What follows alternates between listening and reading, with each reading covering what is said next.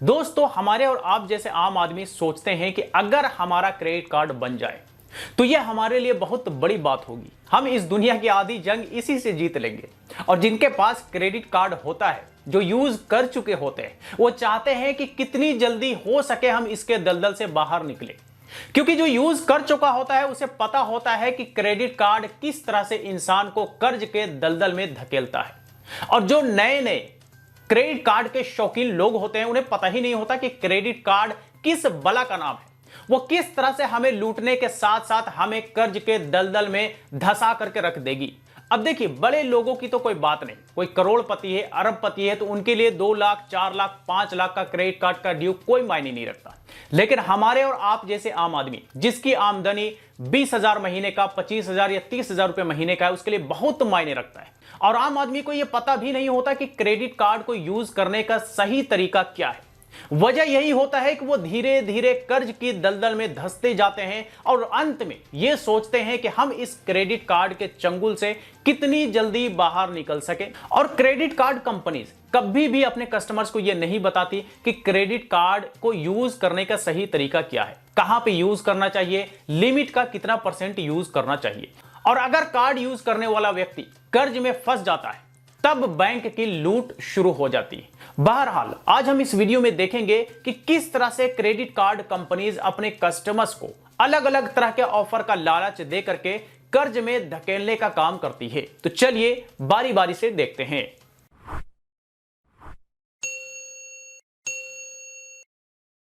Number 1, minimum amount due.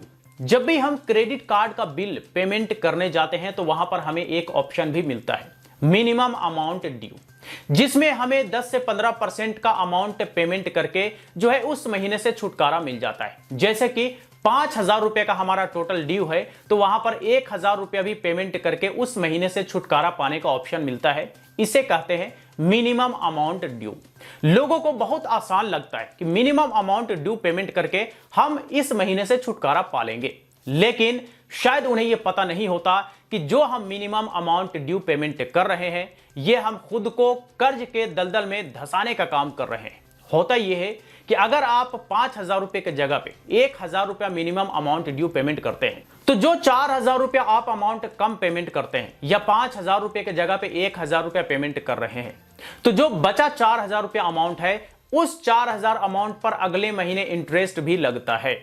और जब जब आप मिनिमम अमाउंट पेमेंट करते हैं और जो आपका बचा अमाउंट होता है, वो हर महीने अगले महीने जुड़ करके उस पर इंटरेस्ट भी लगता रहता है। तो लोगों को ऐसा लगता है कि हम मिनिमम अमाउंट ड्यू पेमेंट करके क्रेडिट कार्ड के इस जाल से निकल जाएंगे, या हम सारा मामला खत्म कर देंगे धीरे धीरे। लेकिन वो धीरे धीरे इनके जाल में फंस रहे होते हैं, धीरे धीरे कर्ज के दलदल में फंस रहे होते हैं, क्योंकि जितना अमाउंट ये छोड़ते हैं उन सारे अमाउंट पर अगले महीने इंटरेस्ट भी लगता जाता है।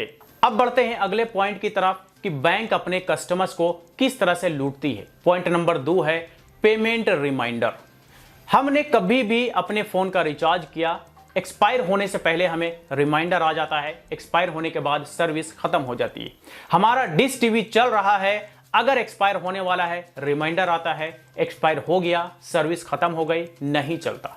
लेकिन क्रेडिट कार्ड के केस में क्या होता है कि अगर हमने पेमेंट डिले कर दिया तो भी क्रेडिट कार्ड चलता है, लेकिन एक पेनल्टी जुड़ जाता है, जो कि पेनल्टी कई बार अलग अलग कार्ड का अलग अलग चार्ज है। लाइक किसी कार्ड का 600 रुपये, किसी कार्ड का 800 रुपये, किसी कार्ड का 1,000 रुपये लग जाता है। और ये जो पेनल्टी लगता है, इस पेनल्टी का सीधा सीधा फायदा बैंक को होता है। बैंक इसीलिए अपने कस्टमर्स को पेमेंट करने का रिमाइंडर नहीं देती। 1 दिन 2 दिन पहले कोई रिमाइंडर नहीं आता ज्यादातर क्रेडिट कार्ड के केस में। वजह यह है कि भाई कस्टमर्स को लूटना है, कस्टमर से किसी तरह से और भी एक्स्ट्रा पैसे निकलवाने हैं। वो एक्स्ट्रा पैसे कैसे निकलवाएंगे? क्योंकि हम अगर कस्टमर को रिमाइंडर डालेंगे नहीं, अगर 100 में से 5 कस्टमर भी टाइम पे पेमेंट करना भूल गया तो हम उसके ऊपर लेट पेनल्टी लगा देंगे। अब बढ़ते हैं अगले पॉइंट की तरफ। Point number 3, no cost EMI। आपने ई कॉमर्स वेबसाइट्स पर ज्यादातर देखा होगा नो कॉस्ट ईएमआई का ऑप्शन मिलता है। अगर आप मोबाइल फोन परचेज करते हैं नो कॉस्ट ईएमआई, अगर आप टीवी परचेज करते हैं नो कॉस्ट ईएमआई, अगर आप लैपटॉप परचेज करते हैं वहां पर भी नो कॉस्ट ईएमआई। यानी कि महंगे महंगे इलेक्ट्रॉनिक्स आइटम्स हो गए, घरेलू सामान हो गए, उस पर नो कॉस्ट ईएमआई का ऑप्शन मिलता है। यानी कि आप क्रेडिट कार्ड से परचेज करेंगे, ईएमआई करवाएंगे, लेकिन ईएमआई पर कोई एक्स्ट्रा चार्ज नहीं लगता। लेकिन लोगों को लगता है कि हमने ईएमआई करवा लिया, हमारे लिए बहुत ही आसान की बात होगी। लेकिन पेमेंट डिले होने के केस में, नो कॉस्ट ईएमआई के पेमेंट डिले होने के केस में एक हेवी पेनल्टी चार्ज भी पेमेंट करना पड़ता है, जिसके बारे में आपको टर्म्स एंड कंडीशन में बताया जाता है। लेकिन टर्म्स एंड कंडीशन कितने लोग पढ़ते हैं? 100 में से 1 या 2 लोग पढ़ते होंगे। 98-99 लोग नहीं पढ़ते, यानी कि 98 से 99% लोग टर्म्स एंड कंडीशन नहीं पढ़ते, जिसका परिणाम यह होता है कि हमने महंगे सामान तो खरीद लिया, ईएमआई करवा लिया, किसी महीने में पेमेंट मिस हो गया या हमने डिले कर दिया तो वहां पर हेवी चार्ज हमें पे करना होता है, जो कि एक्स्ट्रा होता है। तो नो कॉस्ट ईएमआई के रूप में भी बैंक अपने कस्टमर्स को एक तरह से लूट रही होती है, अगर आप थोड़ा सा चूक करते हैं तो। अब बढ़ते हैं अगले पॉइंट यानी कि नंबर 4 की तरफ। नंबर 4 पर है रिवॉर्ड पॉइंट्स।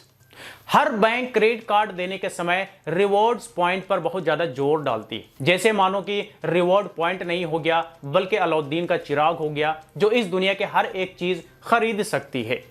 कस्टमर भी रिवॉर्ड पॉइंट को लेकर के इतना ज्यादा सीरियस होते हैं कि रिवॉर्ड पॉइंट कमाने के चक्कर में क्रेडिट कार्ड को यूज पर यूज किए जाते हैं, अपने लिमिट को भी टच कर जाते हैं, जिसका रिजल्ट ये निकलता है कि भाई आमदनी 15,000 है, क्रेडिट कार्ड का लिमिट 20,000 है, हमने पूरा खर्च कर दिया, अब हम उसका पेमेंट भी नहीं कर पा रहे। यानी कि रिवॉर्ड पॉइंट कमाने के चक्कर में हम कर्ज के दलदल में धंस गए।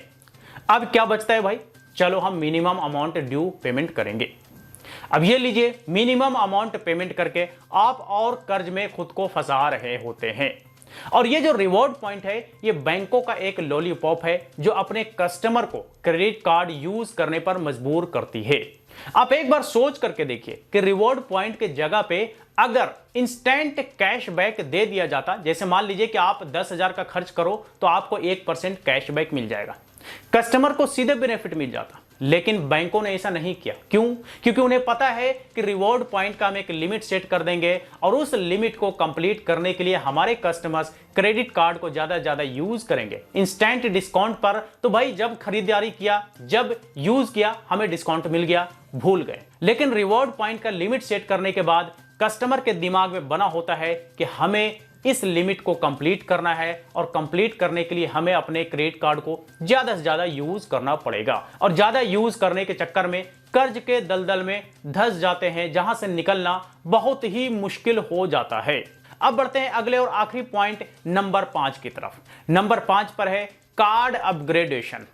अगर किसी के पास बेसिक क्रेडिट कार्ड होता है तो कस्टमर केयर वाले फोन कर करके कार्ड अपग्रेड करने का ऑप्शन देते हैं। यानी कि यहां पर भी कार्ड अपग्रेड करने के नाम पर कस्टमर्स को लूटने का काम किया जाता है। कार्ड अपग्रेड करने के समय कस्टमर केयर इस बात पर ज्यादा जोर देती है कि आपका कार्ड फ्री में अपग्रेड हो जाएगा, सिल्वर बन जाएगा, गोल्ड बन जाएगा, प्लेटिनम बन जाएगा। लेकिन कभी भी यह नहीं बताया जाता कि कार्ड अपग्रेड होने के बाद आपका एनुअल चार्ज क्या पे करना पड़ेगा। अगर मान लीजिए कि आप नॉर्मल कार्ड 499 रुपया एनुअली पे कर रहे हैं, हो सकता है कि अपग्रेड करने के बाद आपको 1,000 या 1,500 रुपये भी पे करना पड़ जाए।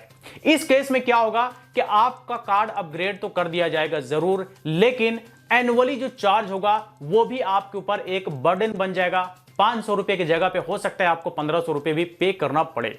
लेकिन इस बात को डिटेल में कभी कस्टमर केयर फोन पर नहीं बताती, बल्कि इस बारे में हमें और आपको डिटेल में पढ़ना पड़ता है। लेकिन जहां पर पढ़ने की बात होती है तो वहां पर हम और आप बहुत पीछे रह जाते हैं, क्योंकि हम और आप पढ़ने में नहीं बल्कि देखने और उसको यूज करने में यकीन रखते हैं। कार्ड आ गया तो हम कार्ड को ही आगे पीछे उलट पलट के देख रहे होते हैं और इंतजार कर रहे होते हैं कि कब ऑफर आ जाए कि हम इस कार्ड को यूज करना शुरू करें।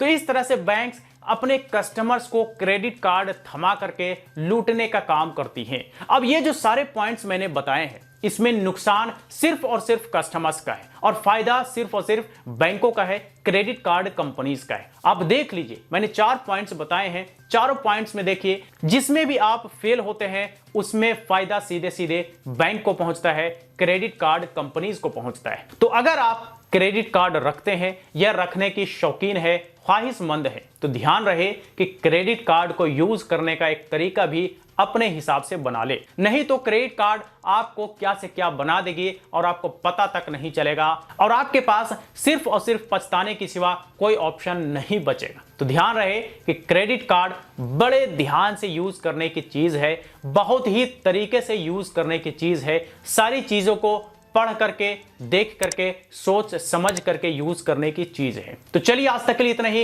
इस वीडियो से रिलेटेड कोई क्वेरी हो तो आप हमें कमेंट बॉक्स में लिख करके पूछ सकते हैं। वीडियो अच्छा लगा हो तो लाइक करें, ज्यादा से ज्यादा लोगों के साथ शेयर करें और इसी तरह के वीडियोज के लिए हमारे यूट्यूब चैनल को भी सब्सक्राइब करें।